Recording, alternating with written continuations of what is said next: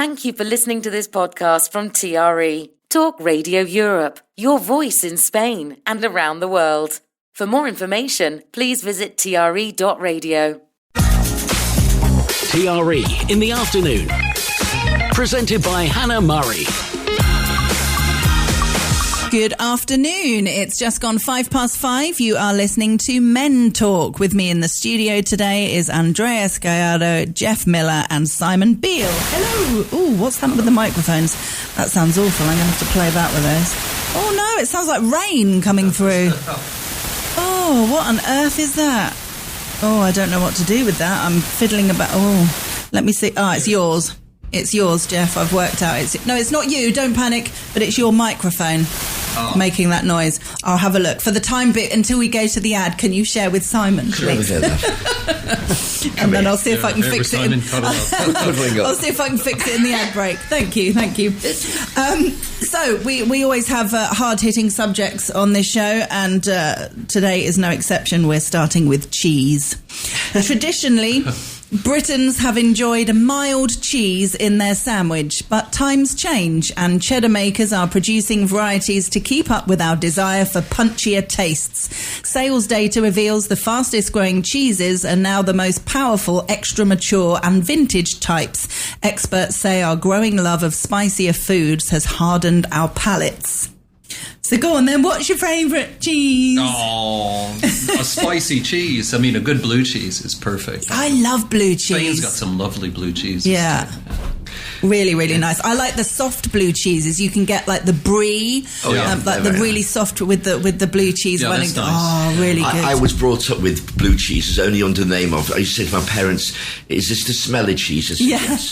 Yeah. Well, I never used to like it as a child. No. I feel like it's something you grow into. Exactly. Like olives. Yes. But what about cheddar?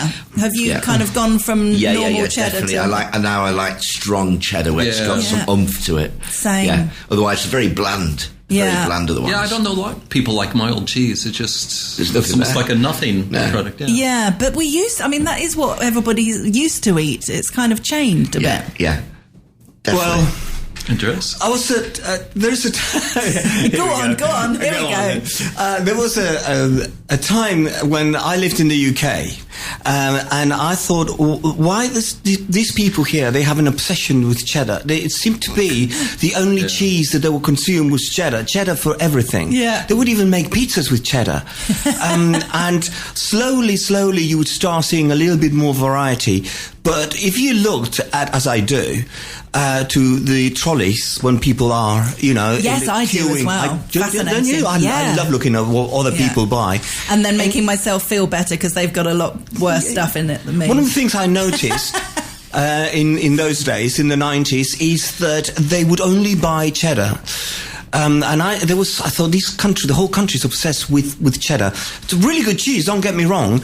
But there are other brands out there and other flavours and other textures and other things, Yeah. So, but slowly seems that there's more variety, even in English supermarkets. So, but yeah, that's my take on cheddar. I mean, a lot of them, Red Leicester, for example, I had that quite. It doesn't taste of anything. Shropshire Blue. No, Red Leicester's great though. If it's very, very good to put it, let's say, with eggs. Cooking with the eggs and sprinkle loads. It's very nice. Yeah. It's very nice. Gives a nice rich flavour. Yeah.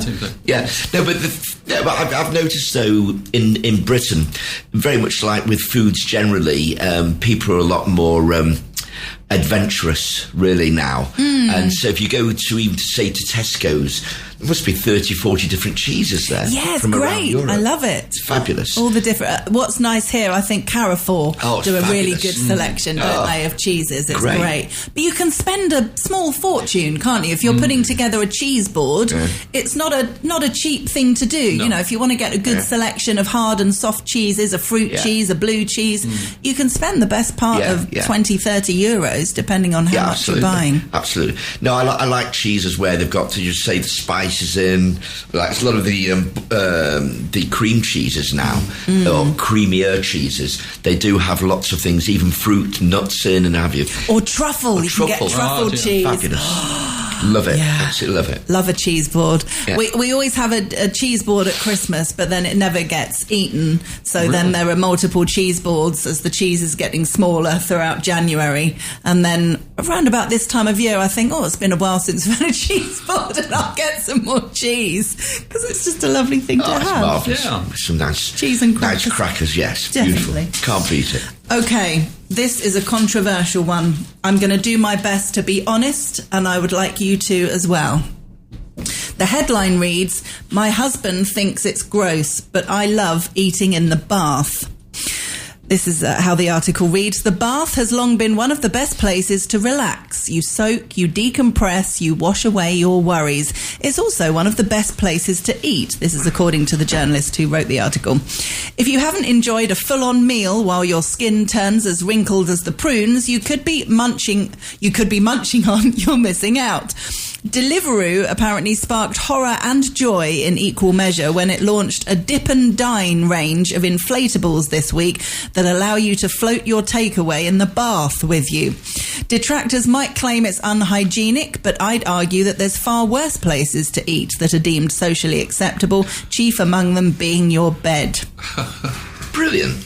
So, have you ever eaten in the bath? Never. No, great idea. Brilliant idea. You like Really? the idea? Love it. Absolutely. Yeah. Why not? Why not? It's something you're going to try. Yeah, and you have some privacy. The only problem, unless you have a boiling hot bath, at which point you'll get out and you'll probably flake out with low blood pressure and faint. It's by the time you have your dinner in a bath, it's the bath's gone freezing cold by the time you're finished. Yes. Yeah. That's your only sign. I'm sort of, I don't know. I feel eating a meal naked seems strange. Never mind in a bath. Do you know what I mean? There's all kinds of things wrong with eating in a bath, I feel, but that's one of them. Give it a whirl. Not just the water, but yeah. Well, it depends what you're eating and how hot it is. Well, exactly. You just don't want to drop anything into the bath, Well, like quite. Cheese balls or something. Then yes. you don't know what you're looking for. But I have to. Here is my confession, though: eating in bed. Oh, yeah. Yeah. That's definitely something I have that breakfast in bed that all we the do. time. Yeah. What about evening meals? Really? No, not that. Wow. I don't mind doing that. Yeah. Yeah, it's just crumbs. It's just be careful. It's only Well, crumbs. you're supposed to not. If crumbs and make a mess, then you need to change the bedding. So it's not ideal. Oh, But it I is- disagree with all of what you're saying. Okay. I'm sorry again. I'm sorry. I don't sort of set out to disagree with everything. No, I know. But I do. You just have Firstly, different opinions. if the purpose of a bath is to wash, don't have a bath. Have a shower, because the bath is just it's a still water there. It doesn't run away. So I think it's unhygienic. Eating in the bath.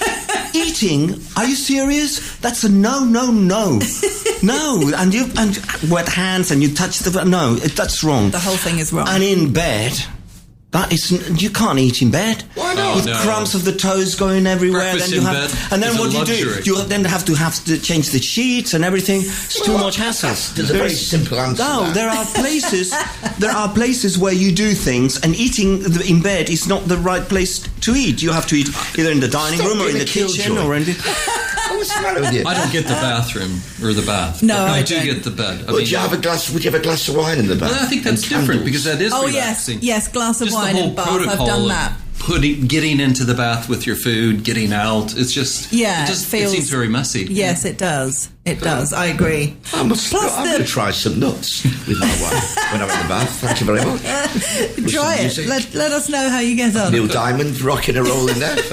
Brilliant. Why not? I was going to say what could possibly go wrong, but a lot, I feel. Talking of music, it is an 80s summertime classic from a band who admitted they weren't terribly hopeful about their chances of success. But Walking on Sunshine by Katrina and the Waves has been voted the happiest song of all time, according to British music lovers. Funnily enough, all the songs or most of the songs that they mention are on my playlist, because I like happy music. Yeah, absolutely. So I can totally 100%. relate. Yeah. I want to listen to music that makes me smile and sing along and makes me happy. Why Touch your not? foot a lot. Absolutely. Yeah. That's what music's about. Is We've to just- lift you out of a low situation Yeah. to a higher plane where you feel you got no worries in the world. I've just, as you know and listeners know, I just got back from India and I made a playlist before I went called Goa Tunes, and I sent it to all the ladies on the WhatsApp group who were going, and because we amazingly had Bluetooth in our tuk-tuks, so we're able to, and really loud speakers, so we were able to link. So when you're driving in a city, you don't want music, so you've got to concentrate, but when you're on the open road, it was quite nice having the music blaring out. So a lot of people, we were all listening to my playlist, and I got lots of compliments on the playlist, which is nice, because they're all happy, uplifting songs. Absolutely. We've discussed this before, haven't we, Andreas? We have. I'm sorry, I disagree with that. Go on. But I use music to accompany your mood. So if you're in a depressing mood, you sort of reinforce your depression with depressive music. No! If you're in a happy mood, you reinforce your happiness with happy music. So you can't, and they're all comforting in their own way, you know. Yeah. When you are depressed and you depressing music, the depression of the music is probably bigger than your own depression, which makes you feel a little bit better. You could look at it that way. I think you can use music to lift yourself from the exactly, as opposed to put yourself in that sort of place. That's what I do. If I'm feeling low, I will not put Celine Dion or Mariah Carey on. I'll put Katrina and the Waves on and lift myself up. But you know, for example, though, as we know, on this coast, what is one of the things which I absolutely adore is the amount of bars I can go to where we have dancing. We have a band or something playing. And when we're all on that dance floor, as you know, Hannah, and we're dancing away, we're completely lifted up. It's just great. We're on such a high. We've got a big smile on our face. There's nothing better. But then I agree with you, though, what you said to me. If you're feeling low, you can tend to sing a lowish song. But strange enough, it does tend to lift you out because you're just getting all your feelings out there. Singing is, whatever songs you're singing is a very, very good way of just getting it off your chest, getting it out there. But definitely when you're with a lot of people and you're singing together and you're dancing with all these great happy songs, it's the biggest high in the world. And really Andreas isn't much of a dancer. You don't dance, really, do you? No, but there's a very good line from an English writer, which name is gone, but he'll come back to me in a minute. But he says, I don't know if I listen to pop music because I'm depressed, or I get depressed because I listen to pop music. Yes. So that's a great line, and I think that applies to most people. I guess it certainly applies to me. yeah, it's interesting. Happy music all the way for me. Okay, we'll do one more and then we'll take a break. George Clooney, the Silver Fox, has dyed his hair brown. It is actually for a Broadway role, but his wife apparently isn't happy, and women across the world potentially aren't happy. Quite right. Because few women would admit to having a crush on George Clooney before he started greying, not least because he had a curly mullet for a time. Now, millions of female fans, including apparently his wife, will be cursing hair dye makers the world over after Hollywood's leading silver fox had his hair coloured dark brown. So, thoughts on going grey and or not colouring it? Well, as men, how grey hair makes you very distinguished, and it's very interesting with... Says a man with grey hair. says here a hairdresser and a wig maker. Yeah. No, but honestly, I would say to you probably 90% of my clients who I make a hairpiece for them, a hair system we call it, are grey. Because when you're losing your hair, it makes you look a lot older. That's for sure. Yeah. But when you go darker, when you colour your hair from grey, it's never a natural brown. It's very heavy to actually cover the grey. And to me, it looks very false. And men look very, and I used to say to clients, extinguished, but I always meant distinguished. But what amazed me is why he did that, why he just didn't put a hair system on, a wig, just for the show. I don't get it at all. But if men are colouring their hair as soon as they start to go grey, then would that be better as opposed to going grey and then suddenly 10 years down the line going, actually, I'm going to go back to brown? Because it's gradual. It's very gradual. But absolutely. But again, what I will say to you is it's very, very rare when I see a man, even if he's only got about 20% grey hair, where it just looks very, very natural. With the colouring, it's just sometimes it just looks like you've had your hair coloured. Yeah. But as I say, I actually do think men do look very, very distinguished. Is it different with women, would you say? Well, interesting enough, yes, it is. Brace yourselves. No, it is, because a lot of women feel that as they get older, they're just not sexy anymore, have you? I disagree. I think women do look, as they get older and go grey, are very, very sexy and very, very attractive. Yeah. But they feel they're looking very old. On the other hand, though, I love it if a woman is extremely lucky and the hair goes this sort of silvery colour. Yes. And that looks so beautiful. And then if they colour the hair, I go nuts. I said, don't do it. You look some marvellous. Women do even dye their hair to go that silvery blonde, don't they? They try to, but it doesn't work. But honestly, it's just women just feel, I'm getting old, my life's over. It's just so not true. Jeff, thoughts on going grey? I don't mind. I'm grey-haired. Oh, yeah? Well, I'm happy to have grey hair. It doesn't bother me at all. I mean, does it make me look older? Well, sometimes. I'm more freaked out about how long my hair is as opposed to how grey my hair is. Yeah, so it's not something you've worried about? No, not at all. Never. Good. No.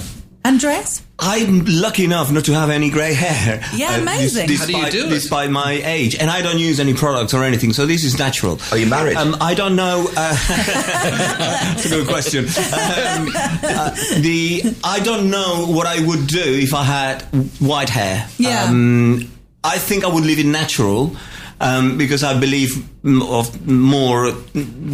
it's better to have a natural look than to have But then you look at characters where you can see that they have dyed their hair, like Paul McCartney, who must be in his 80s now, and he's obviously dyed his hair, and it looks quite natural. It looks to me, anyway. You could disagree with that. I agree. Actually, but you don't think, you don't imagine McCartney with white hair, which must have. Yeah, true. So I'm not against it. It's not a principle that I would have say no, I'm not dyeing my hair. Yeah. But it just depends the way you look. If you're going to look silly, as you said before, you can look very, not natural, and it's obvious that you dye your hair. You might be better off not to do it. Yeah. But if it looks nice and everything, But as I said, I haven't had the problem myself to have to make, a decision. Sorry? Is your family like that? I mean, do the men in your family? No, they're all white. I'm just like there's something wrong. Interesting. Yes, funny. My brothers are white. Yeah. Wow. Yeah, I wonder if it's slightly different for women because in general, obviously not all women and obviously not all men don't, but in general, women are used to dyeing their hair throughout most of their lives. Correct. Whether it's playing around with different colours or highlights or bleaching or whatever. So as soon as they have a bit of grey showing, they might think, I'll make sure I'll colour that up and it won't seem like a big deal. Yeah. No, I think with ladies as well, though, it's how it's turning grey. In other words, if it's all over like this really nice sort of silvery mane, salt and peppery idea. Or from the roots fabulous. Or something like that. No, it's always from the roots. It looks fabulous. But if it's a bit here and a bit there, then they feel, no, this is not nice. Yeah. So you've got to be very lucky. But in women, I have to say, it depends on the style of the woman. There are women their style fits the white hair. I call it white, not grey. Don't know why, but anyway, the style of clothes and walking and the length of the hair and everything may look quite sexy and quite trendy. Within some others, you think you should be dyeing your hair, love. But that's what I'm actually saying to you. It's really down to that person as to how it's going grey. Is it an overall look? Is it just, say, in little areas, which doesn't look nice? I have a little bit on the top of my head, I have to say. I've noticed. I'm not going to say to you I've noticed, which you'll kill me. Well, you won't, because it blends in with the highlights. Well, you got the highlights. But no, I have noticed it only in the last I'm not even sure if it's as much as a year. Yeah. But when I need to get my highlights done, and when the darker roots are showing through, I can see a little bit at the top. It was quite frightening. Well, not frightening, but I'm still only in my 40s, so it's just a little bit. So, but it looks similar to the blonde, so you can't. Yeah, that's really exactly tell. it. Whilst you're like this, like 10%, even up to 20%, put blonde highlights in, it just blends in. Yeah. It's easy. Perfect. Men can't do that so quickly. No, exactly. The bottom line is George is doing it for a professional reason as opposed to a personal reason. So it'll grow out, and ladies around the world can settle down. Yeah, if I was earning that sort of money, I'd also yes, we could. Yeah, it wouldn't be a problem. We better take a break. Talk Radio Europe. TRE. Hannah Murray on TRE in the afternoon. Good afternoon. You are listening to Men Talk. With me in the studio today is Andreas Gallardo, Jeff Miller and Simon Beale. If you would like to get in touch with us, if you have any comments, you can. Here's how. To contact TRE, please call 952 78 4000. Email studio@tre.radio. Send us a WhatsApp on +34 645 99 67 95. What a beautiful day. It's a wonderful life. Okay, this article reads, if you could meet your younger self for coffee, what would you do? Would you give yourself some much needed style advice? Would you whisper some stock tips? Apparently TikTok's latest nauseating trend sees users share what they think would happen in this imaginary coffee scenario, with people saying things like, don't worry, it gets better. So if you can imagine meeting your 15 or 16-year-old self, what advice would you give them?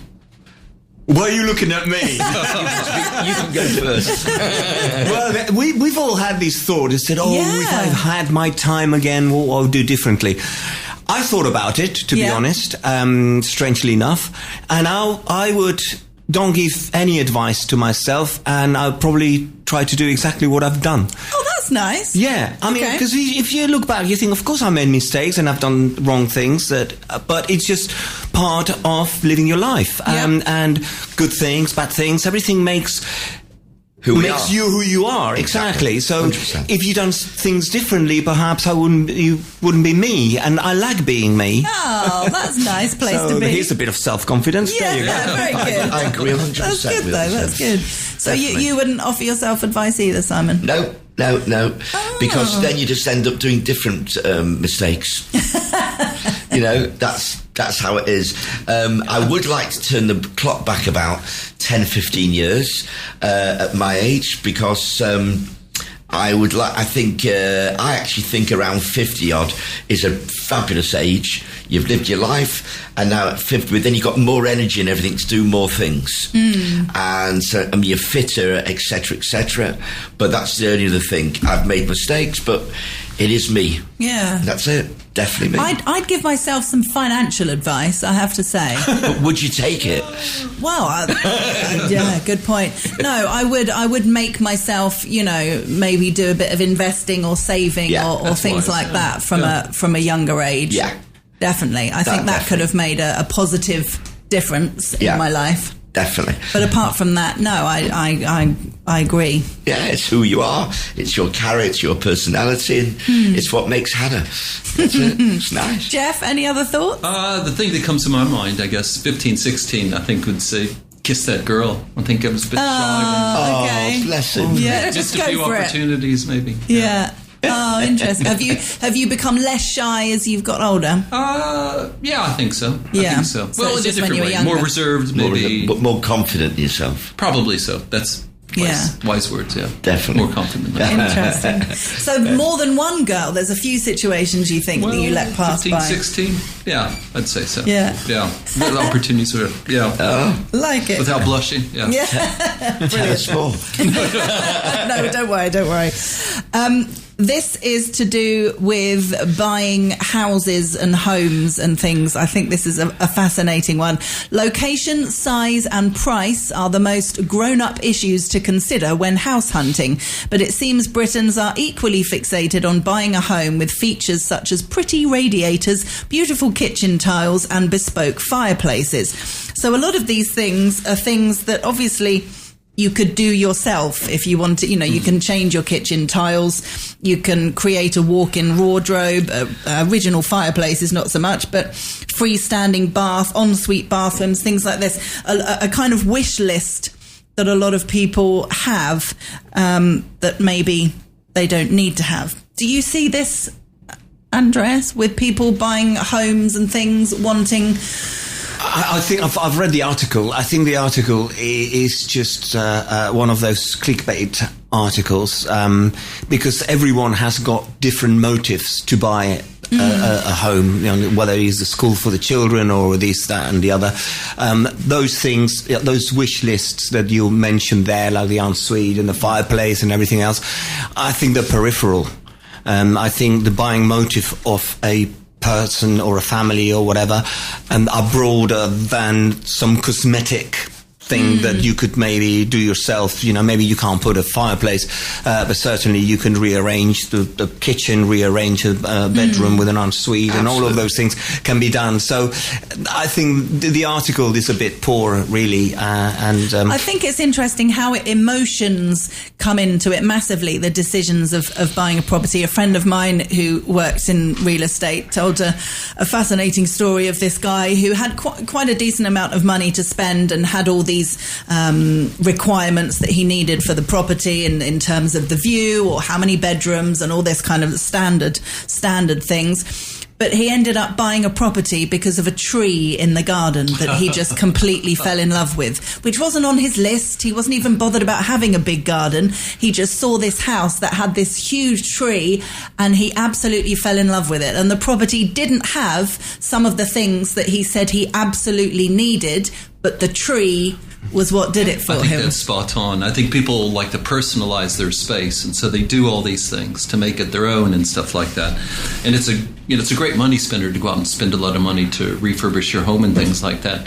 But when I bought my house, the personalization, you say a tree. So my house, I had a cave and I had a bread oven, and those two things kind of just. A cave? A cave, yeah. I got a cave. Tell us about your cave. So my cave, when I asked the estate agent what to do with it, he says, well, deck it. So I did. That was the first project I did, is I put a deck in the cave and then put a wine cellar because we like to collect wine and things like that. But yeah, it was those little bits of personalization that make it your own. And I think that's what all those things are about. It is a bit nonsense, the fact that you got to follow trends in decorating and things like that. But not to you, if that's what you enjoy. Yeah. There's nothing wrong with it. It's how it should be. It's funny, isn't it? You'd never would have said, I'm looking for a house with a cave. I know. That's why. I know. But then you see it and go, we need a cave in our lives. Yeah. Well, the ironic thing, too, is where I come from in the States, Missouri. It's renowned for having lots of caves in it and things like that. Oh, and I spent a lot of time in my youth as a spelunker. Yeah, just for fun, just What's exploring. What's a spelunker? A cave explorer, basically. It's the science of exploring caves. Yeah. Oh, cool. So it's ironic that as an older guy, I've got a cave. Yeah. Amazing. But there are many cave houses here in Spain, in southern Spain. I saw a development of cave houses in Almeria years ago, and they were quite amazing. The rooms, they had no air conditioning or no heating because inside the mountain, the temperature is permanent at 20 degrees. So it's absolutely amazing. So you go on a really hot day, you go into your lounge, which is inside the mountain, and the temperature is perfect. Yeah. All they do is from outside the mountain, they brick build the kitchen and the bathroom, but the bedrooms and the lounge are inside the mountain. It's quite amazing. And they were very, very popular at one point. What, foreigners were buying them? Foreigners were buying it. Really? Yeah, absolutely. Yeah. The whole development, they had like a barbecue area for the community and everything else. Oh, I love and the kids area and everything. But all the rest of them, they lived inside their own caves, you know. Troglodytes. Troglodytes. Yes. They're people who live in caves. Turkey has a civilization of troglodytes. Yeah. Troglodytes. There you go. Okay. Saying sorry. We're on to relationships now. Sorry may be the hardest word, but saying it more often could be the key to a happy marriage, especially if you are a man. Researchers have found what most couples surely already know, that people who are willing to concede that they are wrong in an argument have better relationships, as well as fewer rows overall. How good are you at saying sorry? Simon? I can give you well, it hasn't worked for me. No, but I can give you a nice joke with that. Make a joke out of it. No. My father said to me, and it didn't work for him, by the way, but he said to me, when you wake up in the morning, you say to your wife, darling, whatever I've done in the past upset you, I'm sorry. Whatever I'm doing at the moment, I'm sorry, and whatever I might do in the future to upset you, I'm sorry. Now, can we please get on with the day? But it never worked for him, but that's what he said to me. I mean, speaking as a woman, it makes a huge difference, Does it? I think. It really does. If it's said with meaning... Absolutely. It makes a huge difference. I'm not one for arguing. I don't have a lot of rows or arguments in my life. But if I do, an apology can It's magic. Yeah, it really is. And then you can move on from it. There are couples that go quiet and don't speak to each other for a few days and then just start talking again. I could never do that because I'd feel like it needs to be resolved. Absolutely. Both in a couple or a friendship or family 100%. Or whatever. If words are said, an apology needs to be made, and then you can choose to accept the apology or not, and then you can move on. But without the apology, it's like, well, why did you say that? But I agree with you. It shows you care for the person, you care about their feelings, you might have upset them, what have you, and it shows kindness and thought that you actually want to say I'm sorry. And to receive that word sorry, it means so much. It means, as I say, that you're aware that that person is now aware rather that they might have said something to hurt you, and for the fact they've said sorry, it shows everything, and it's the most wonderful word. Yeah, I do have a little problem with I'm sorry. Naturally. No, I don't mind apologizing when I'm wrong, and I'm wrong very often, believe it or not, and I don't mind apologizing. The problem I have is when the other person is wrong and they say I'm sorry, because you cannot go on any longer with telling them off. Because then you say, oh, you did this, you did that, I'm sorry, and then, I haven't finished. That's it now. I haven't finished. Well, wait till you say sorry until I'm finished, and that's what happens with this sorry situation, really. So, yeah. Oh, that's funny. That's, but yeah, but personally, I don't mind, It puts a halt to the argument. But I'm sorry from the other side should wait a little bit longer so I finished my, that's funny. Ranting. Yes. It might needs to come at the right time. I think talking to your spouse is one thing, but maybe in British culture sometimes, I think you often say sorry for lots of things. Yes, bumping into each other in the street when it's someone else's fault. Sorry. Yeah. So it is an overused word sometimes, but in a relationship, I think in a relationship, I think it's extremely important. Yeah. It shows that you care for that person because you're aware of their feelings. But also, the interesting thing is, obviously, if you've said horrible things to each other, then you need to apologise. But sometimes you're apologising for upsetting someone, but you're not necessarily taking back what you've said. Yeah. And I also think that's okay as well. I think it's perfectly acceptable to say, I'm really sorry I upset you. Very important. You don't need to say, I'm sorry for what I said, if you're not. You could just say, I'm really sorry for upsetting you. I don't like 100%. To see you upset. And that's okay too. Very important. Yeah. Extremely important. You can categorise. Let me write this down, so I'll use it. I'll text you after. Yeah, we better take a break. This is Talk Radio Europe. Hannah Murray, TRE in the afternoon. Good afternoon. It's just coming up to 5:45. You are listening to Men Talk. Simon, you were just making a really good point there off air. I want to come back to it. Something that your advice from your mother? Yes, that's right. Yes, she said that if someone is talking at you and upsetting you, they're getting it off their chest and they're almost being bullies. But instead of ranting at them, saying, you're a horrible person for saying that, it goes over the head.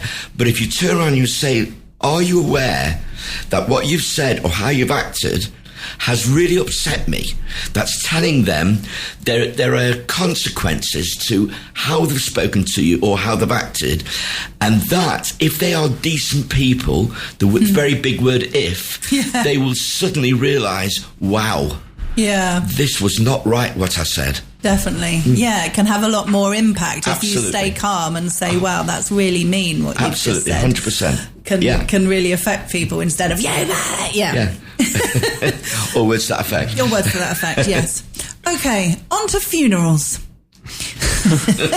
On to death. The great majority of funerals are what could loosely be described as traditional, and undertakers say that's often because the deceased doesn't leave any instructions about what sort of send-off they want. There are some of us who have no qualms about making their funeral one to remember. For example, the antique dealer who asked to be laid to rest in his favourite wardrobe. A former bus driver asked for his body to be carried to the crematorium in the luggage compartment of a coach. And another man asked to be taken along on the roof rack of a Mini. I love it. So is this something that you have thought about? Have you written down instructions or told people in detail how you would like your funeral to be? Yeah, I have. Have you really? No. Yeah. Oh, well done. Oh, yeah, definitely. Tell us more. I mean, nothing grand like that, but basically, I've taken out one of these repatriation insurances. Okay, yeah. And they will take me, obviously in a box, because I won't be able to sit on a chair if I'm dead, in the plane. Yeah. And I'll be taken straight to the cemetery in Bushey, Hertfordshire, where I will be put into a grave, a hole. Okay. And that'll be it. Yeah. Music? Oh, yes. Neil Diamond? Yes, absolutely. You know me. You know me well. I knew you were going to say that. Yes, it will be. Yes. Forever in Blue Jeans? Is that what you're going to be buried in? No. Love on the Rocks. Okay. Or Love Under the Rocks. Yeah. Very good. But I tell you what, it's getting very popular in England. I don't know about here, and I love the idea. They have these spiritual ceremonies, and they're buried in a forest. Oh. This is getting very, very popular. Not in a traditional cemetery now. No. And it's obviously non-denomination, but it's just spiritual. And I went to a funeral like that in England a couple of years ago or so, and it was so beautiful. It was just a lovely Sorry, and ceremony. is that in the forest or something? In the forest. And is that allowed to do that? Yeah, it's certain particular forests. Different areas. And a lot of people now being buried like that. Huh. And a ceremony like that, non-denomination, and it's so beautiful. It really is. I didn't know that. I didn't know you could do that. I love a personal funeral. I feel like this should be a really obvious thing, but I've been to some funerals where the person who's died has been barely mentioned at all. Oh, it's terrible.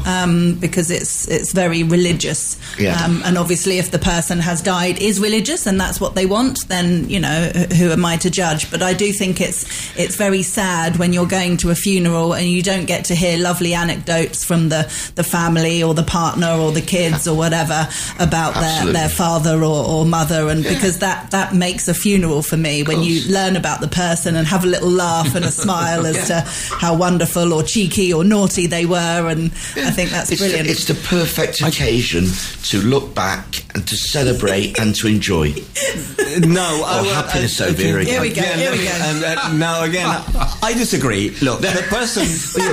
You're right, Miss. But let me explain why. I'm dying to know. I can elaborate.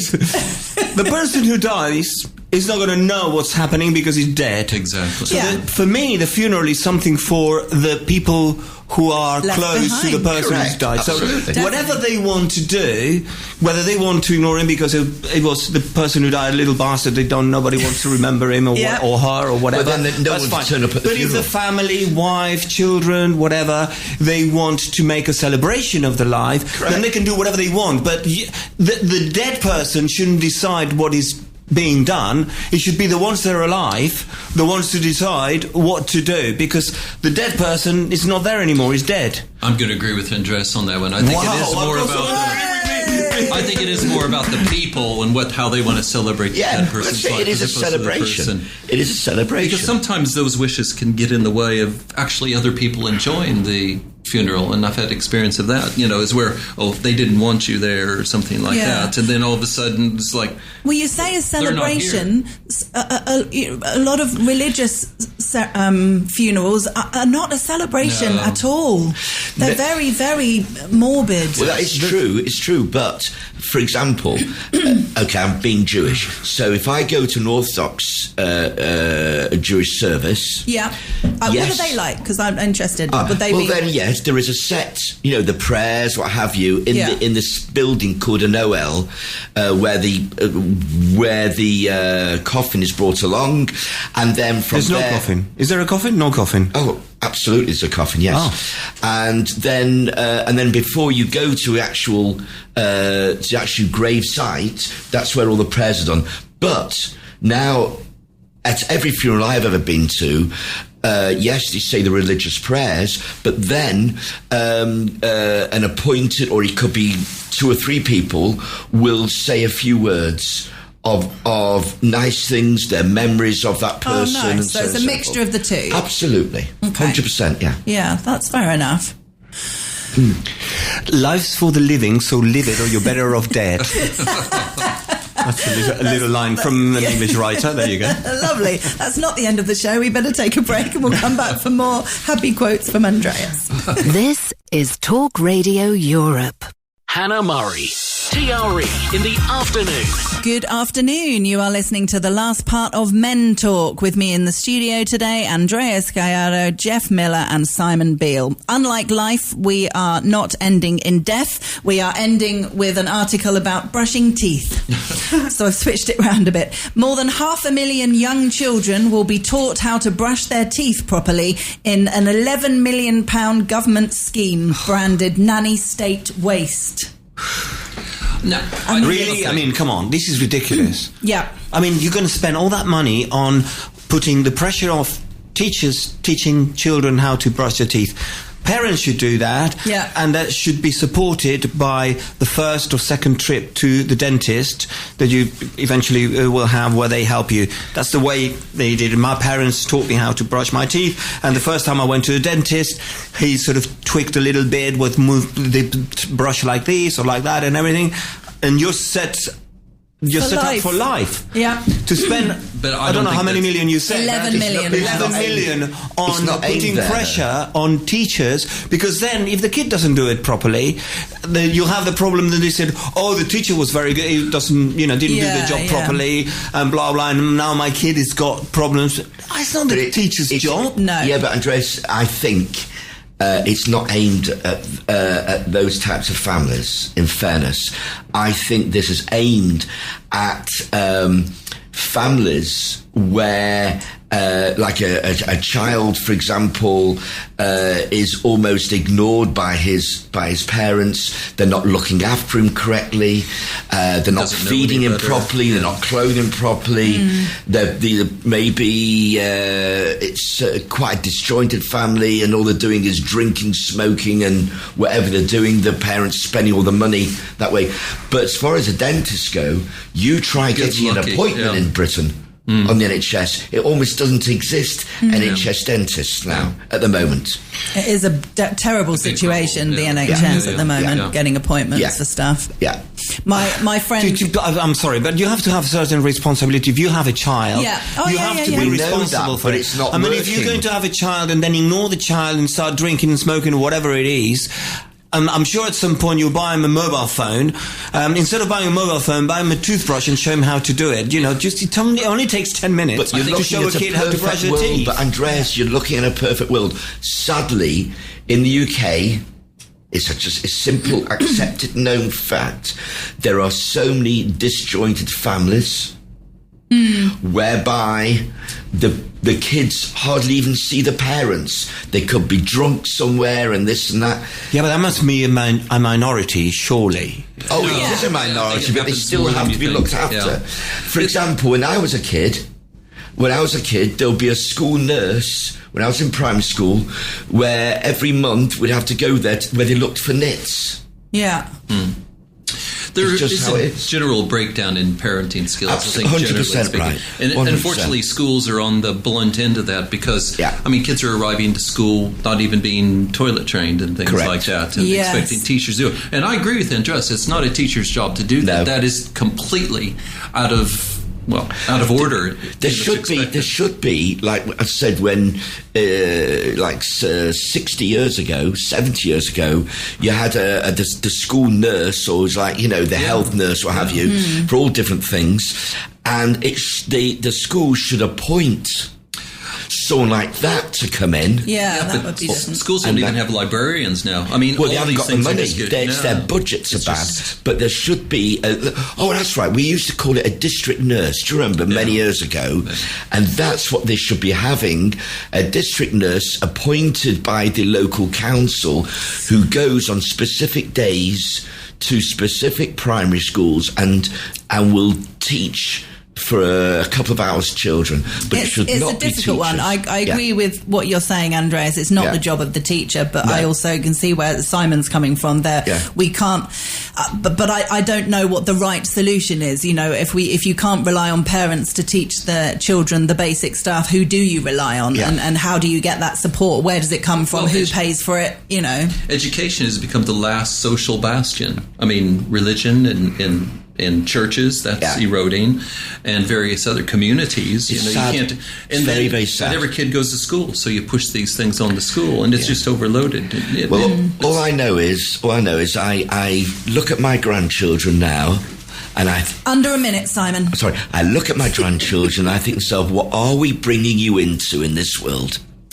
I actually feel what's a sad note to end but on. It worries me. We should have done death, shouldn't we? I will repeat the line if you want. Oh yeah, go on. Go on, do it. Love's for the living, so live it, or you're better off dead. Thank you guys very much for coming in today. Great fun.